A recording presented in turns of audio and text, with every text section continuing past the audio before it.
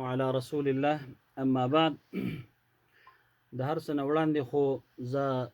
د دلبر ریډیو چې څومره مشران دي او ټول ټیم دی، خصوصي طور زمونږ د صحافت او د ضلع ښکلا او ښایست الف خان شرفاو صاحب ستاسو او دغه ټول ټیم ډېره شکریا ادا کوم چې چونکې ستاسو قرآن حکیم سره، دین سره، مدارس سره، الله سره او پیغمبر سره مینه او محبت ته په دې امور تاسو د علما او طالبانو د مدارسو د مذهب او د مسلک سره محبت ساتي. مونږ لم دا دعوت راکو، مونږ دلته حاضری وکړه. زمانوم روح الله دی، مونږ خو د شرفاو سره تعلق دی. دی وخت کې الحمدلله مدرسه جامع علوم القرآن والسنه زمونږ مدرسه ده او الته مقیم مسافر طلبه کرام او د کلیوال طلبه هغه راځي او الحمدلله هغوی قاعده، ناظره، حفظ، قرات سبعه، ثلاثه او دغه رنګي تجوید او درس نظامی د وفاق المدارس العربیه پاکستان په طرز باندې هغه وای. چونکې زمونږ تعلق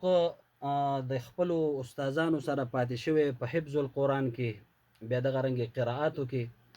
او بیا دغه رنګي غټې دورې پورې، بیا تخصص فی الفقه او فی الحدیث. نو مختلف چې کوم دی هغه مونږ حاصل کړي دي. خو بیا په قراءاتو کې چونکې زمونږ وخت ډیر زیات شو، نو دلته که د ضلع په سطح مقابلې راغلي هغه هم تاسو کتلی دي، بالکل داسې د صوبې په سطح او داسې مختلف ادارو ته. او الحمدلله زمونږ سفر خو د عمرې دپاره د حرمینو شریفینو سفر هم شوی، هلته هم الحمدلله ما تلاوت کړي دي. او دلته پاکستان کې خو اکثر صوبو کې داسې پنجاب کې او دغه رنګ سند کې کې پی کې خو ټوله تقریبا هر یو ضلع کې الحمدلله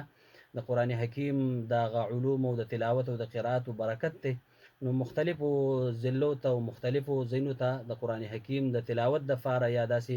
دینی محافلو کې د بیان د فاره نو مونږ مختلفو ځایونو کې شرکت کړی دی. او دا ستاسو مسلمانانو هغه شوق او محبت د هغې په دعوت باندې مختلفو ځایونو ته مونږ حاضریانې کړي. او تاسو ته دا معلومه ده چې دغه مدرسه کې الحمدلله ډیر طلبه کرام دي او په هغې کې د قرات په طور باندې تقریبا 400-500 طلبه کرام مونږ سره د مدرسه کې سبق وایي. خو دې کې څه مقیم دي داسې د دیر، باجوړ، سوات، بونیر او د تقریبا د هرې ضلع د کې پی کې مونږ سره طلبه کرام دي. بیا په هغې کې زمونږ د قراءاتو دا کم شعبه چې ده دا ماشاءالله ډیره مخکې ده. قاری الشیخ احمد اوکاشه هغوی چې کوم د ضلع په سطح باندې ایوارډ واغسته، بیا د صوبې په سطح باندې، بیا د ټول ملک په سطح باندې، بیا د ملک نمائندګي په دوبۍ کې د ډیرو اسلامي ملکونو په وړاندې وکړه. نو دا هم دغه مدرسې فاضل دی او زمونږ د قراتو شاګرد دی. داسې نور قرای کرام قاری حبیب الله صاحب، قاری زبیر صاحب دي او اکثر د تجوید مدرسین زیات تر زمونږ د مدرسې نه فارغ شده قرای کرام اوس مختلفو مدرسو کې درسونه ورکوي. خپلې مدرسې دي. مفتی ضرب الحقانی صاحب، قاری ثناء الله حقانی صاحب، ګڼ قرای کرام دي. که زه تاسو ته نمونه اخلم نو هسې نه بعضې ملګري خفه نه شي نه بالکل چې څوک پاتې شي رانه. خو دا دغه مدرسې خدمات دي الحمدلله او زمونږ دغه مختصر تعارف. بل قاری تسبیح الله صاحب څنګه چې مونږ ذکر وکړو که نه، مونږ ډېر واړو چې حفظ او ډېر بیا سکندر قاری صاحب او داسې ډېر قاریان چې کم دي نو په دغه علاقه کې نو دوی سره دوستي د کم وخت نه ده. ستاسو دوستي چې کومه ده نو دا ډېره زبردسته ده.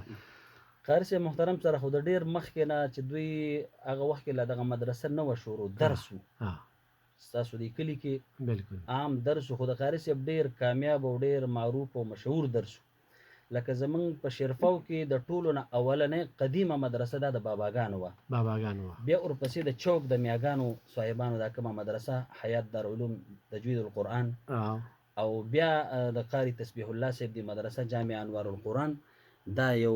قدیمو مدرسو کې یو ډیره بهترینه مدرسه داسې چې اول درس و. بیا دغه درس نه زمونږ په مشوره باندې قاری صاحب محترم داسې په مشورې باندې عمل مونږ ټولو وکړ. نو هغې ته الله د مدرسې شکل ورکړ. یعنې دې مدرسې نه مخکې زما او د قاری صاحب دی تعلق دی او ماشاءالله مخامخ صفت نه په کار خو الله پکې ډېر صفات دي. یو ډېر غټ غټ قرای شاګردان دي الحمدلله. او څومره تاسو سره قاری تسبیح الله صاحب څومره شاګردان تاسو سره دي؟ یعنې زموږ سره تقریبا د 300-400 وي. 300-400 وي. ها قاری صاحب لکه ستاسو د مدرسې ولې چې اوس په قاری صاحب غاښ هم خوږ دی که نه، نو هغې مقام تاسو پاس کوئ. خو هسې دا په دې دغه کې که نه لکه دې کې ډېر استادان تاسو سره کار کوي، لنګر هم وي، خوراک هم وي. زه وینم زه په دغه دستاربندۍ تقریب کې زه ګډون هم وکړم نو دغه مې او دې سره سره تاسو دا بل چې کوم کوشش او هڅه کوئ چې د بهر ملکونو قاریان راځي د هغې مېلمستیا کوئ که نه نو دغه څنګه مېلمستیا کوئ او دغه ټول دغه ډیټیل بجټ که نه ته لکه اصل کې زموږ څومره مدرسې چې دي د KFK به زه یادې کړم او داسې کوم د اهل سنت والجماعت علماء دیوبند سره وفاق المدارس العربیه پاکستان چې کوم متعلقه مدارس دي نو زیاتره دا د عوامو په تعاون د دې په چانده باندې دا چلیږي لکه زموږ دا مدرسه ده د دې ځمکه اغستل بیا آبادول بیا هغه چلول دي کې تقریبا 21-22 استادان دي داسې د بجلی بل راځي داسې د طلباو خرج خوراک دی نو دا ستاسو غونتې کم د دین سره او قرآن سره چې محبت او مینه او دا مسلمانان وختن په وختن هغې په خپله راځي او موږ ته وایي چې یاره دلته د رحیل ضرورت دی د سپارې دی د کتاب دی د استاد د تنخوا ضرورت دی او یا د تعمیر کې د څه د میټیریلو ضرورت تعمیر کې خو ډیر زیات ضرورت دی ډیر ضرورت دی تر دې حده پورې پرون ما سره یو ملګري رابطه وکړه او ډیر نیک انسان دی الله دې ډیر خیر ورکړي چونکې دا تېره جمعه کې ما لږه خبره په دې کړې وه چې یاره جمع راغی ډیر بچي داسې دي چې سکولونو ته ځي او مدرسو ته ځي د چا پیزار نشته د چا چې کوم دی بسته نشته کتاب نشته د چا سیټر نشته نو ما وی تاسو په خپله حلاله کمایي کې د هغوی لږه حصه کوئ تاسو له خو الله وس درکړی دی او تاسو خپلو بچو له کوئ نو د هغې هم کوئ نو ما سره یو کس رابطه وکړه پرون ما ته وی مفتي صاحب ستاسو مدرسه کې خو مسافر طلبه کرام دي ما ورته وی چې بالکل وی هغې کې به څه کسان داسې وي حالانکې موږ تېره دستر باندې کې زه خو ما خو ستاسو کمی موږ محسوس کړو تاسو راته حاضري نه ده کړې داسې نورو ملګرو حاضري کړې وه نو ما هغې کې اعلان کړی و چې څومره یتیمانان دي اکه د هر ځای دي خو چې په رښتیا مستحق یتیم دی نو دا زموږ مدرسه کې د هغه حفظ ناظرات تجوید او قرات علم دا ورته موږ پرې د الله د رضا لپاره ښیو او بیا داسې خوا کې متعلقه سکولونه دي پرایویټ هم دي سرکاري هم دي هغې ورته پرې تعلیم نو پاتې کېږي مدرسه کې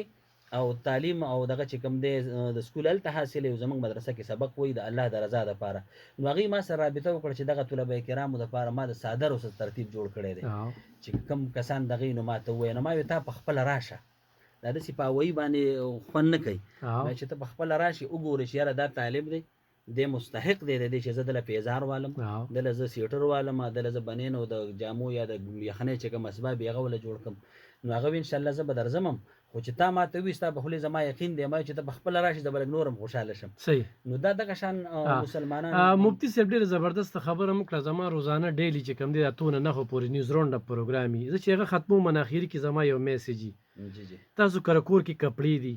سویټر دی صادر دی بوټ دی جورابه ده په بکس کې پروست دی ستاسو نه ضایع دي په خپل چم ګاونډ کې ورکې خونی نو ما ټیکا اغستې ده زمونږ یو رجسټر فاونډیشن چلو نو راشه ما دفتر ته دا زنانه راځي غریبانان راځي دار څه کوي نو موږ لې راکړ ډېر خلک داسې راشي چې کور کې راغونډ کي راللوري خو موږ یې په جمعه کې وشو نو زه خو نه یم که نه وي پلان کې وي دی ټوپۍ وه دی تسبیح وي دی مسواک استعمال کړي نه وي خو په بازار کې وي دی وي دو نو په دې ژوند باندې ویشل او په د مرګ نه پس ویشل په دې باندې به څه وایي اصل خبره داسې ده چې به زه به یو اسان مثال درکړم چې په خپل زندګۍ په خپل ژوند باندې یوه روپۍ د الله په نوم ورکول او ستا د وفات نه پس بیا که تا پسې لاک روپۍ هم څوک ورکړي نو هغه شان اجر ثواب نه یو خو به ته په خپلو لاسو ورکړي هغه به حلال وي هغه به د زړه نه وي هغه به د الله د رضا دپاره وي ستا نه پس به څوک دیګونه پخوي څوک به میخې حلالوي څوک به څه کوي خوا به دکلاوي هغه به صرف ریا وي او هغې کې بیا نورې خبرې هم راځي لهذا په خپل ژوند باندې چې سړی هر څه ورکړي دا خو دومره بې وفا دنیا ده که انسان سوچ وکړي د انسان د وفات نه پس ستا بچی ستا جامې نه اچوي ستا بیبي ستا پیزار کور نه پرېږدوي دا د مړي جامې دي دا د مړي پیزار دی نو بیا داسې وخت کې په داسې بې طریقې هغه تقسیموي ستاسو خبره چې هغې کې دا خیال نه کوي چې دا سړی مستحق دی که نه دی خو بس ځان ته د خلاصي کور نه لرې کوي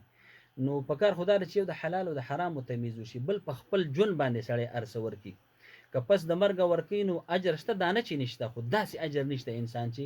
په خپل ژوند څومره سړی څه ورکړي که نه بیا ته به مستحق هم وپېژنې بیا خو زنانه ورکوي ستا د مرګ نه پس یا زما د مرګ نه پس بیا زنانه تقسیموي نو هم مستحق هم نه پېژني وي دا پلانکي له ورکه هغه وي دا د مړي جامې راولېږي نو هغې اکثر ځایې کې وغورځوي چېته نو که داسې وخت کې داسې یو هغه اداره چې هغه سم با اعتماده وي چې هغه خامخا غریبانانو ته رسوي لکه یو ټرست شو، یو فاونډیشن شو، لکه تاسو یو دغه کړی وختن په وختن موږ د دې خویندو لوڼو دا فریاد اورو، یقینا د سړي زړه دردېږي. ماشوم سکول ته ځي، د هغې سره د یخنۍ تنظام نشته، ځي د بستې تنظام نشته، یا د کپړو نشته، یا د پیزار نشته. نو که ستا په نظر یا زما په نظر کور کې دا زاړه دي یا زیاتي دي او کمزوري دي، نو هغې دپاره دا ډېر لوی څیز دی ډېر. او هغه یو مختصر خبره به زه دا وکړم، رایاده شوه دغه 13 اختر نه بلکې 2-3 اختره د دې وشو، او دا زه اکثره بیانونو کې هم ویم، برای عبرت یې ویم، دا یو دعوتي فکر دی مسلمانانو له ورکوم. زه یوې مدرسې ته لاړم، نو په هغه مدرسه کې د اختر په ورځ ماسپښین مازدیګر ته نږدې وخت دی، نو په مدرسه کې واړه 2 ماشومان طالبان دي، دواړو ژړل. مدرسې نوم هم نه علم، غزې هم نه یادوم، هغه ماشومان هم نه یادوم، خو د عبرت دپاره دا خبره کوم. نو ماشومانو ژړل، ما ته تپوس وکړم ای بچیه ولې ژاړې؟ چا وخلی، بیمار یې، څه تکلیف دی، څه درته کم دی؟ ما ته وایي نه مفتي صاحب دا کشر خو ډېر زیات ژړل، لکه هغه دونه سلګو نیولی و چې د هغه سلګۍ هغه خبرو ته نه پرېښوده، دونه غریب نیولی دی، دومره پریشان او خفه دی، ده خو خبرې نه شوې کولی. د مشر راته وایي مفتي صاحب وایي دی د بېګانه ژاړي، لکه دا د اختر شپه وه او سحر یې ژړل، او د اختر په ورځ ماسپښین مازدیګر ته نږدې وخت دی، د دې وخته پورې ژاړي. ما یې ولې ژاړي؟ وایي دی و چې ما ته مور رایاده شوې، او دا د دې دیر د علاقې څه کسانو. نو ما وایي چې دا خو اختر ورځ د چوټیانې دي د مدرسو، تاسو مدرسې نه ولې نه تلئ؟ ناظم صاحب چوټي نه درکوله، محتمم نه درکوله، بل څه مسله تاسو ته وه، څه وجه وه؟ نو دا مشر خو ژړل، لږ نور هم په ژړا کې تېز شو. ما ته وایي مفتي صاحب ما سره د کور ته د تلو کرۍ را سره نه وه. نو ستا د مدرسې طالب العلم سره د کور ته د تلو کرۍ نشته، د صابون پیسې نشته،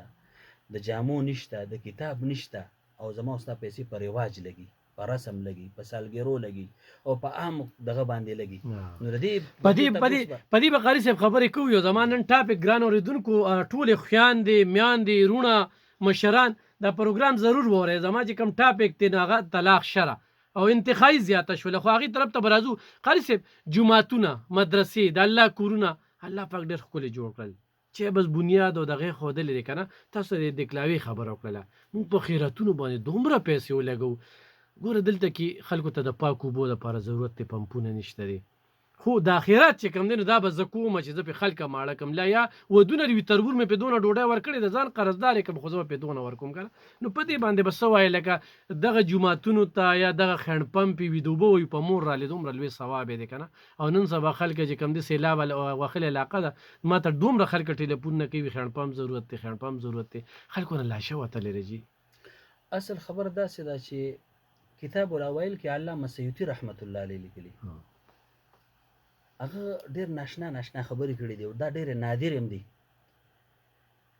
علامه سیوطي رحمت الله علیه لیکي چې د قیامت په ورځ په اکل و شرب کې، په خوراک سکاک کې به د ټولو نه اول د اوبو حساب د انسان سره کېږي. د اوبو په فیصلو کې به د ټولو نه اولنۍ فیصله دا د وینې کېږي، چا چې په ناحقه د چا وینه توی کړې ده. او په عباداتو کې د ټولو نه اول حساب به د مانځه کېږي. اوبه چې پاکې اوبه چاته ملاو شي که نه، وجعلنا من الماء كل شيء حي،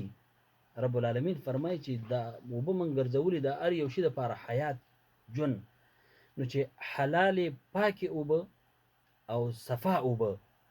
چې څوک چاته مهیا کړي، نو دا به څه چلو شي، پای کې به دی اودس کوي، دی به غسل کوي، دی به څښاک کوي،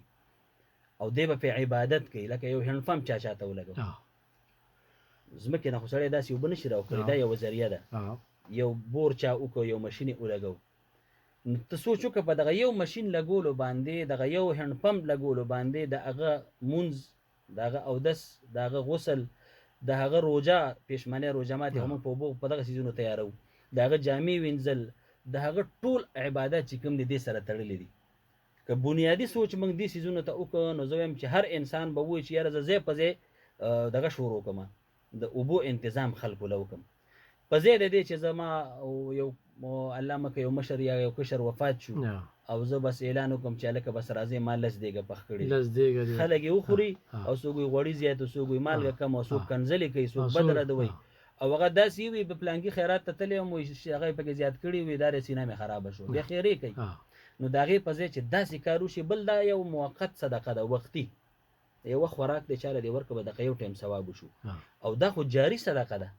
لکه هینډ پمپ لګول چې څو پورې دا دی مدرسه جومات لاره اسپتال جوړول دا چې چا وکړه نو دا جاري دی نو جاري صدقه کې او وختي صدقه کې ډېر لوی فرق دی لکه دا هینډ پمپ چې څو پورې استعمالېده دغه لاره څو پورې استعمالېده دا جومات او مدرسه او دغه رنګې د اسپتال چې سړی یو دیني یو اداره داسې جوړه کړي د خپل وس مناسب نو جاري صدقاتو کې ډېر لویه فایده ده پس د مرګه به همده پسې هغه صدقه هغه دغه به جاري وي او که وختي دې وکړه بس یو ټایم کې چا وخوړه هغه ثواب تا ته میلاو شو که چې د هغه د زړه نه دعا وکړه او حلاله وه صحیح قاری صاحب زما چې کله مورکۍ وفات شو نو ما یې مولانا صاحب نه تپوس کړو تاسو نه مې کړو یا مې قاري صاحب نه کړو خو ما ته وي چې ستا د مور چا سره ډېر رابطې وي که نه چې هغوی کره به ډېر ته خوښ یو نو هغوی سره تعلق جوړ کا هغه ټیم کې ما ته چې دغه پته ولګېد هغوی سره ما تعلق جوړ کړو په هغه تعلق کې ما ته ډېرې پیدې هم رالې په ژوند باندې کور جوړ شو ډېر داسې وشو لکه دا د هغې روح ته په دې باندې وي ثواب رسي دلته کې دا د اوبو تاسو خبره وکړله په جومات کې دغه یتیم سره چې کم دی یا دغه ماشوم سره پکې پیسې نشته کرایه نشته دی دلته موږ خیراتونو له عزت له انا له دې له ډېر زیات زور ورکړی دی خلک به څه وایي او الله به څه وایي دې باندې څه وایي اصل کې روایتو کې راځي چې چا د چا د ښودنې دپاره یو کار وکړو د قیامت په ورځ به الله هغه ته ورولېږي چې ورشه خپل اجر هم د هغه نه غواړه ما دپاره خو دې نه دي کړي دا خو تا ریا کوله تا وی چې ما ته خلک ښه سړی ووایي سخي سړی ووایي غني ووایي او خلک ووایي چې دا ډېر زیات داسې خرچ والا دی داسې توانونو والا دی داسې پیسو والا دی او خلک ما ته یو لوی نسبت وکړي نو خو دنیا کې تاسو ته خلکو کړی دی ورشه د هغه نه اجر غواړه الله به له اجر نه ورکوي فویل للمصلین الذين هم عن صلاتهم ساهون الذين هم يراؤون ويمنعون الماعون د ریا دپاره بعضې څیزونه خلک چې کوي نو الله وله اجر ثواب نه ورکوي ځکه هغه مخلوق به ورکوي او هغه له به الله ولیږي الله به هر هغه انسان له اجر ثواب ورکوي چې یو څیز د الله دپاره کړی دی نو چې موږ کوم څه کوو چې پکار ده دا صرف د الله دپاره کوو دا ریاګانې دا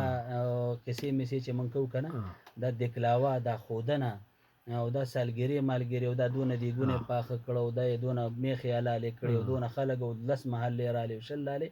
نو دا تشه دکلاوه ده او خامخا زړه ته راځي انسان کمزوری دی هلکه وي ډېره ګڼې راغوښتې وه که د دې په ځای باندې موږ جاري صدقات وکړو نو دا ده چې الله به اجر هم راکړي او بهترین اجر ثواب او دا د کار څیز دی صحیح او د والدینو سره رشته که نه لکه دا چې د والدینو چې کوم تعلق یې خو لاړل بچي یې بیا هغه تعلقات ختم کړي کتابونو دا لیکلي دي چې کله والد وفات شي عم الرجل سوین و ابيه د تر سره به ښه سلوک کوي دا د پلار په ځای دی لکه د پلار هغه د درجه دغه د که اوس ترونه نشته د پلار چې کوم ملګري دي مور وفات شوه نو ترور سره ښه سلوک ترور هم نشته نو د هغې چې کومې ملګري متعلقین دي تر دې پورې نبي محترم صلی الله علیه وسلم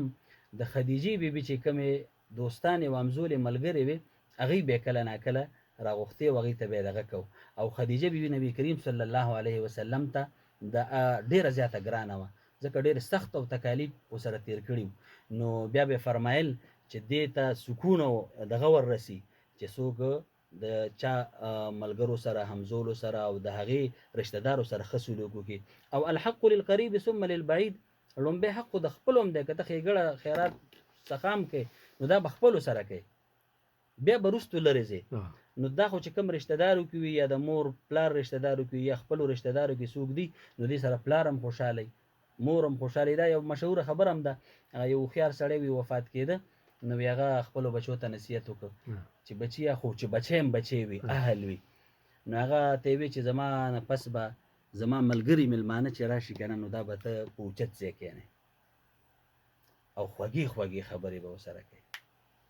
او پستې پستې خبرې به ورسره کوي هغه وی چې بابا ټیک ده پلار وفات شو څه زمانه پس یو دوست راغی دوست چې راغی نو د سوچ کو چې ما ته خو پلار وي چې دا به کوم ځای کې اوچت ځای کې به کښېنې نو زموږ په کور کې خو د ټولو نه اوچت د قلا دا دیوال دی نو سړی هلته وخېژه چې هلته یې وخېژه نو هغه به ورته وي ته څنګه یې نو ده به ورته وي ګوړه هغه به ورته وي څنګه یې ده به ورته وي چیني څنګه یې ده به ورته وي مالوچ هغه سړي وایي مېلمه چې دا خو څنګه مسله ما ته خو پته نه وه چې زما دوست وفات شوی او زما د دوست دا کوم زوی دی دا لیونی دی ځکه تا زه راغوښتی څنګه یم او خېجوری دې کوم ځای ته یم او دا وایې څه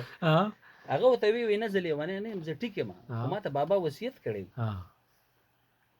خو وی چې کله زما دوستان ملګري راشي متارخین نو هغوی سره به خوږې خوږې خبرې کوي نو د ګوړې نه خو ما ته خواږه څه نه ښکاري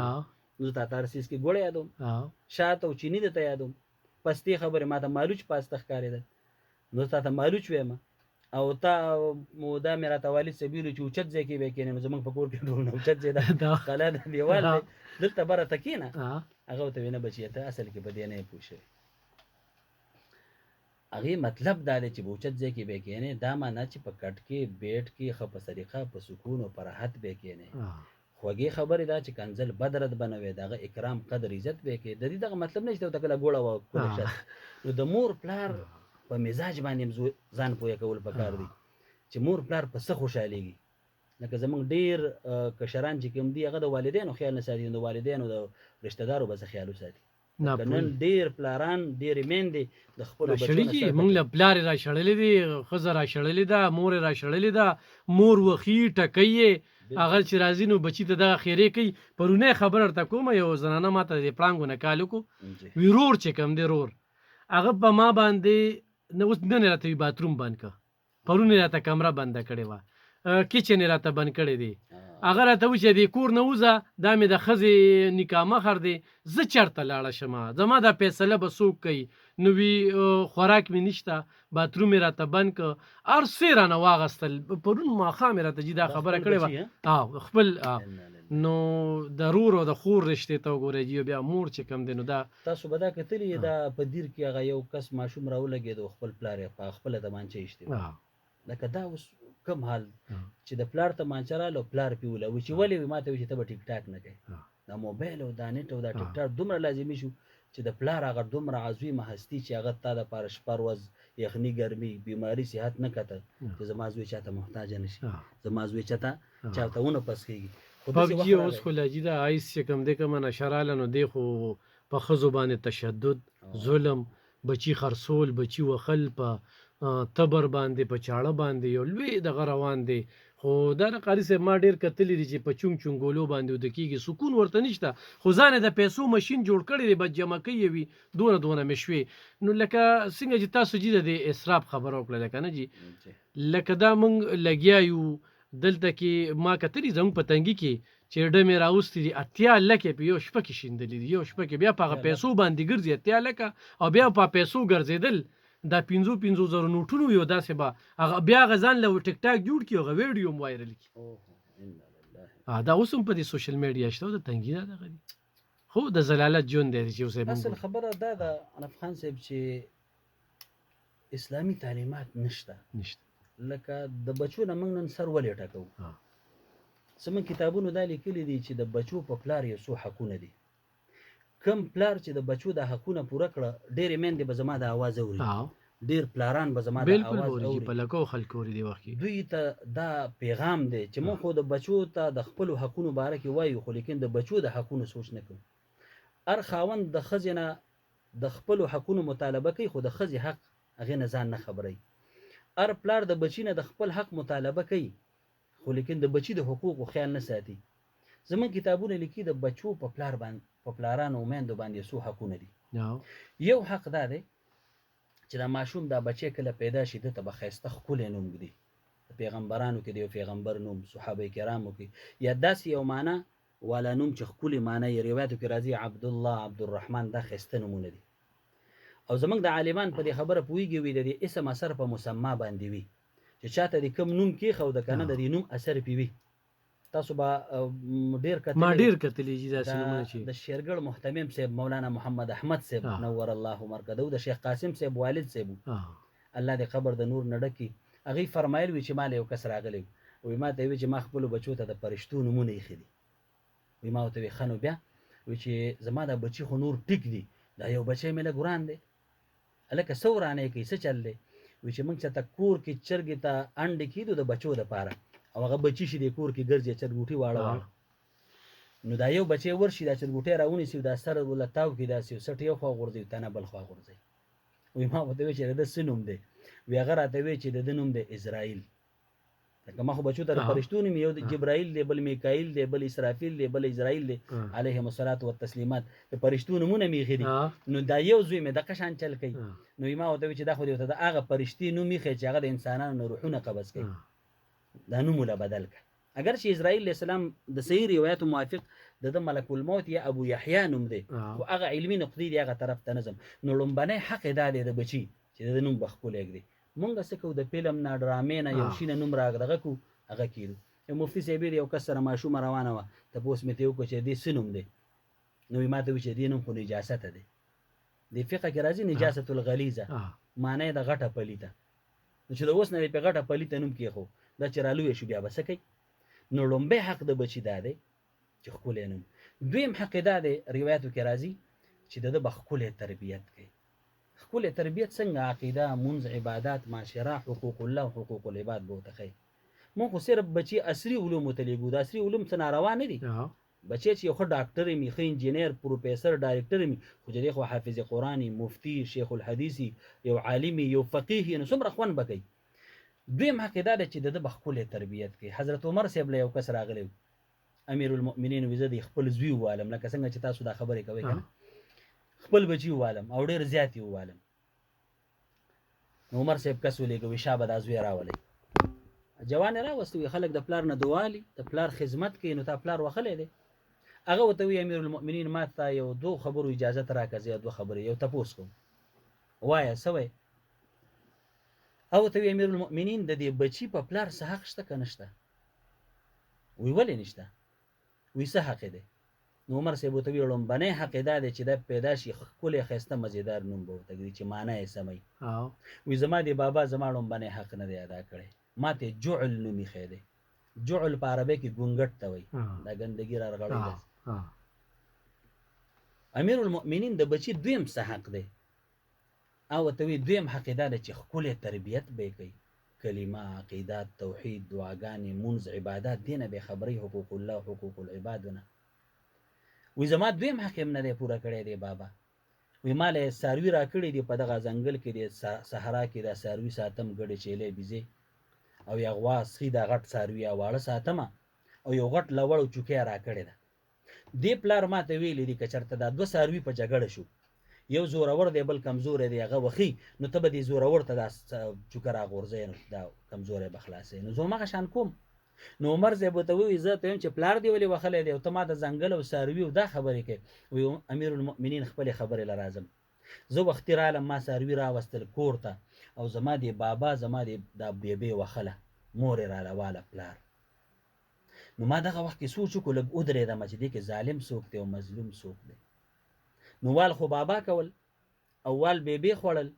نو ما سوچ کو چې دا ظالم خو دا بابا دی. نو چوکه را سره تیاره وه، ښه ستړی وم، نو په دې منځ باندې مې ګزار کړی دی. نو ما چې دا پکې لګوران دی، چې دغه شان چل مې کړی. نو حضرت عمر رضی الله عنه یې دې پلار ته مخ راواړو، وی دا طریقه خو ته تا ښودلې ده. زمونږ پښتانه وایي چې په خپله نو ګیله سله ده بله، دا خو ته تا ښودلې چې داسې کوه، نو که اوس یې داسې تا سره وکړه ته ګیله کوې د بچي نه. ګوره موږ دې بچو ته صحیح لار نه ده ښودلې. موبایل هم ورکړی، د مونځ تپوس نشته، او چې څه وکړه ته سهار چېرته وې په جیب کې نشه دغه څه دا ګولۍ خوري او دا یو لوی ډېر د حیا د عزت کورنۍ بې عزته نه شوې. ډېر عالمان او سپین روبي جرګمان پکې بیا جرګې کوي. اجرو جومات ختم شو جي، د مشر کشر تمیز ختم شو. نو دا د دې بچي دویم حق نه دی پوره شوی. که دا پوره شو نو دا پلار او مور به شکایت نه کوي. دریم حق دا دی چې صحیح شرعي ځای کې د سنتو موافق چې لور یا زوی بالغ شي دله به د نکاح تنظام کوي. نو موږ څه کوو؟ رواج، رسم، اورېږه دا چل کوم، اورېږه هغه کوم. دا بچی په ګناه کې اخته دی،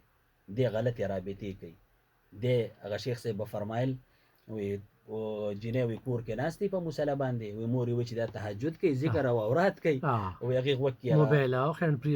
لګولي، وی بس لګیا یې چا سره خبرې کوي. زوی به چې په ځان کمبل او بړستنه چولي او دننه پکې فلم ګوري، بس مووي خو هغه سره په دغه کې ده. دا دومره دا وجه څه ده چې زمونږ د پلارانو د میندو د مشرانو چې کومه ذمهواري وه هغه موږ نه ده ادا کړې. د بچو حقونه چې پوره شي که نه، ښکلی نوم کې دی، دا عقیقه وشوه، سر وخریلی شو، دغه صحیح تربیت وشو، دغه صحیح ځای کې نکاح وشوه، دا بچی به چرم بیا د مور پلار بې ادبي ونه کړي خو موږ بچي خپل سر ته پریښي دي. خو قاری الله رواني صاحب زه خلک وایي که نه وي مړه وي بس د مرګ نه پس به ګورو حساب کتاب چې کوم دی د مرګ نه پس ته یو دا ذهن جوړ شوی دی. خو تاسو نن سبا جومات کې ګورئ جي خلک فرض کوي خو سنت نه کوي او یا به د جومات په هغه ځای کې ولاړي چې منډه به وایي چې د قاري صاحب راته آواز ونه کړي. مخکې به ما ته یاد شي چې جومات ته به چې کوم دی ډوډۍ راللې د استاد به هم ډېر زیات قدر و ناسته به وه استاد به یې ونیوه. ما قاري تسبیح الله صاحب سره خبره کوله پرونه ستاسو د وړاندې هغه وایي زه بعضې محفل کې نه کښېنم وي خلک خفه کېږي که نه لکه هغه ذهن بیا داسې جوړ شي ګینې د کلي علاقې جرګه به چې کومه ده دا به علم کوله او په هغه کلي کې به چې کوم دی نو ډېر امن و. خو نن راځي د هغه عالم چې کوم دی نو دلته به پسې مونځ هم کوي هلته به پسې خبرې هم کوي دلته به پسې مونځ هم کوي هلته د ګریوان نه هم نیسي. نو د دې مرګ نه پس په حساب کتاب کېږي د خلکو دا سوچ جوړ شوی دی په دې به څه وایي؟ رشید احمد گنگوهی رحمت الله علیه لیکلی ستاسو دې خبرې پسې که نه چې لکه موږ څه وایو هلکه مرګ نه پس به ګورو کنه اخرت چا لیدلی بس الله غفور الرحیم دی. د 14مه سپاره کې یو آیات دی زویم که دې ته هر انسان سوچ وکړو موږ ټول ګناهګار یو کمزور یو عاجز یو خو که دې ته بالمازه دې ته په حاشیې والا آیسي یا بلې ګناه والا دې ته سوچ وکړو نو زما په خیال دی به توبه وباسي او دی به الله ته متوجه شي. الله رب العالمین فرمایي وانی لغفار بېشکه زه بخونکی یم لمن د هغه چا دپاره تابه چې توبه وباسي. ګناه یې کړې ده خو چې توبه وباسي توبه نه وباسي وي آخرت چا لیدلی او مرګ نه پس به ګورو الله غفور الرحیم دی. دا خبره د ده بلکل 100% غلطه ده. لمن تاب و آمن و عمل صالحا ثم اهتدى الله فرمایي زه خو ټیک د غفور الرحیم یم بخونکی یم خو هغه چا دپاره بخونکی یم چې دی توبه وباسي الله ته په خپلو ګناهونو په ژوند کې ستومانه شي. او نبی کریم صلی الله علیه وسلم فرمایلی دي التائب من الذنب کمن لا ذنب له په ګناه باندې توبه کوونکی چې تایب وي په خپله توبه چې بیا هغه ګناه نه کوي کمن لا ذنب له داسې ده لکه چې ده د سره دا ګناه کړې نه ده. نو که په ژوند توبه ونه ښکله او دی دې قبر ته لاړه رشید احمد گنگوهی رحمت الله علیه لیکلی دي دا څوک چې دنیا کې عالمانو پسې نیکانو پسې لکه دلته مونځ وکړي هلته پسې خبرې کوي هلته د ګریوان نه رانیسي هلته پسې بد رد وایي دا خلک چې څنګه قبر کې کیدي وی د دوی مخ به د قبلې نه نورخاته طرف ته واوړي فرشتې به راشي د ده مخ به نورخاته ته واړئ ورته به وایي چې قبلې ته ستا څه کار دی. هغه چا چې به قبلې ته ودرولې امامتي به یې درته کوله او قبلې ته به یې دله مخ که هغه پسې خو تا دنیا کې داسې داسې ویلي دي دومره مخالفت دې کړی شابه دې خوا مخ که هغه وایي چیلنج سره وایي خپل کتاب کې لیکلی دي وایي که زما دا خبره څوک شک ګڼي وایي راشئ نن یم قبر کولاو کوي چې چا دنیا کې د دغې خلکو مخالفت کړی عالمانو وایي نن یم قبر کولاو کوي که مخ یې ورخاته طرف ته نه و چې تاسو څه قسمه جرمانه وایي زه ورکوم دومره دعوې سره اخو لوی خلک وو. صحیح قاري صاحب زما په ذهن کې یو بل سوال دی دا به ما مخکې ما به تنقید کوو که نه چې الخاج او بس بار عمرې لځي دا الحمدلله یو پیره لاړو په دویمه پیره چې لاړو نو زه چې به واپس رالم که نه لکه د الله هغه وحدانیت په چې ما ولیده نو لکه مونږ خو کمزوري وو جومات ته هم نه ځو دغه ته هم هغه شانتې نه کښېنو